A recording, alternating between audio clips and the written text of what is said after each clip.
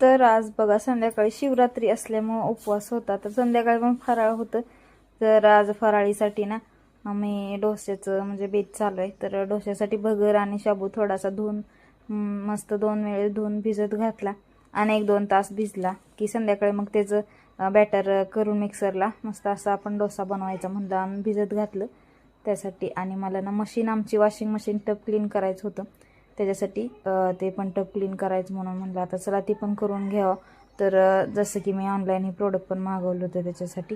तर दिवस पण मावळा होता, पण म्हणलं चला रात्रभर होईल, कारण उद्या पाणी पण यायचं होतं त्याच्यासाठी. मशीनमध्ये ते टाकून घेतलं पावडर आणि स्वच्छ होण्यासाठी, आणि सगळीकडून टाकली आणि एका ह्याच्यामध्ये 3 वेळेस वॉश होते. तर बटन ऑन केलं आणि 10 नंबरचं टप क्लीनचं बटन टाकलं आणि मस्त असं 2-3 तास खाल्लं बघा मशीनीनं, थोडं नाही सोडं नाही, 2-3 तास मशीनीनं खाल्लं. रात्री 9 वाजता मशीन क्लीन झाली. तर मग नंतर मशीन लावली आणि दिवाबत्ती वगैरे देवाला लावून घ्यायची होती, त्यामुळं पाणी तर भरपूर वेळ मशीन घेते.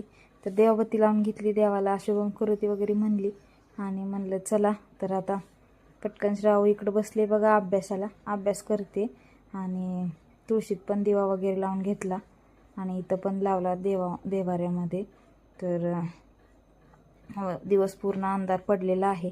तर बघा फेस झालाय भरपूर, असं पाणी घेतले भरपूर मशनीनं. आणि इकडं बघा बारीक पण मी करून घेतला 2 तास झाल्यानंतर. आणि इकडं बटाटा खिसून टाकलेला आहे, तर मस्त क्रिस्पी वगैरे लागतं, मऊ नाही लागत. त्याच्यामुळे मी बटाटा खिसून 2-3 वेळा धुवून मग त्याच्यामध्ये टाकले मीठ वगैरे आणि मग करून घेतले. आणि इकडं बटाट्याची भाजी त्याच्यासोबत म्हणजे खायला केली. तर त्याच्यामध्ये हिरवी मिरची वगैरे टाकून घेतलं, आलं वगैरे असं कुटून, आणि बटाटा ही केला. आणि इकडं असं आता भिजू दिलं थोडंसं बॅटर, आणि भिजल्यानंतर मस्त असं मग डोसे तयार करायला घेतले. तवा वगैरे ठेवला, जे की माझा चपात्याचाच तवा आहे, त्याच्यावरच मस्त असे आमच्यात डोसे उठतात, कारण वेगळा काय स्पेशल नाही डोश्याचा तवा. त्याच्यामुळे मग असा डोसा टाकून घेतला पातळ पातळ, कारण थोडाही जाडच राहतो डोसा. पण छान झाला ह्या वेळेस, तर क्रिस्पी झाला, मऊ नाही पडला. आणि असे 5-6 डोसे बनवून घेतले. इकडं भाजी पण टाकले उकळते, बटाटा शिजतोय तोपर्यंत म्हणलं चला मग इकडं बनवून घ्यावं पटापट. तर तेलकट भरपूर सगळा राडा होत असतो बघा. असे पटापट 2-4 डोसे बनवले आणि एक राहिला शिल्लक, तो पण बनवून घ्यायचा म्हणलं. तोपर्यंत हे नाही आले आमचे जेवायला. तर असा आहे बघा डोसा आणि भाजीचा, बटाट्याच्या भाजीचा बेत. तर चला या जेवायला.